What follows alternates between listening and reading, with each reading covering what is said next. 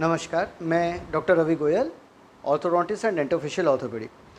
जब आपका पहला प्रश्न है कि दांतों की समस्या बढ़ रही है, निश्चित रूप से दांतों की समस्या बढ़ रही है। इसका मुख्य कारण है हमारा खान-पान। हम आजकल सॉफ्ट डाइट के प्रति जा रहे हैं। जैसे अपने खुद का बचपन आप याद करिए कि हम अपने दूध के दांतों से जब छोटे थे, गन्ने छिलते थे, भुट्टे छिलते थे, बटरा चना खाते थे। लेकिन जो आज की जनरेशन है, बच्चे ने कभी गन्ना नहीं छीला, भुट्टा नहीं खाया, कच्चा अमरूद नहीं खाया।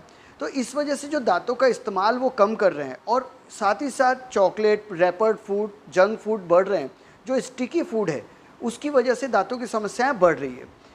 साथ ही साथ दांतों की जैसे जैसे समस्याएं बढ़ रही है, डेंटल साइंस उसको ओवरकम करने के लिए ट्रीटमेंट के ऑप्शंस भी बढ़ाते जा रहा है। जैसे आपने पूछा दांतों को लगाने के लिए, मुख्य रूप से फिक्स और रिमूवल दो प्रकार के दांत होते हैं।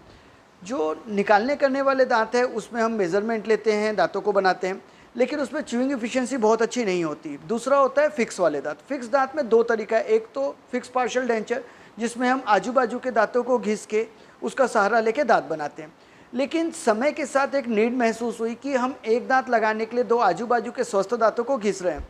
हालांकि ये पद्धति काफ़ी समय से की जा रही है, लेकिन नीड हुई कि क्यों ना हम बिना घिसे दांतों को बनाएं, आजू बाजू के दांतों को डैमेज ना करें।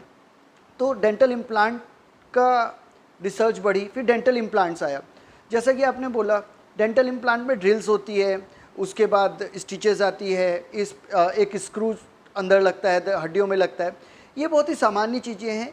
हमारे कोई भी एक्सीडेंट होता है या कुछ भी होता है तो टाइटेनियम बेस्ड अलॉय की प्लेटिंग होती है, जिसे हमारी बॉडी एक्सेप्ट करती है, बायोकम्पेटिबल होता है। तो मुख्य रूप से 3 स्टेज होती है डेंटल इम्प्लांट करने की। सबसे पहली स्टेज तो होती है एनालिसिस स्टेज, जिसमें हम दांतों का IOP x ray, OPG, CT scan लेते हैं।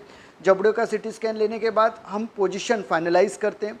उसके बाद हम इम्प्लांट को लगाते हैं। एक ट्रीटमेंट प्लान फाइनल करने के बाद इम्प्लांट्स लगाते हैं।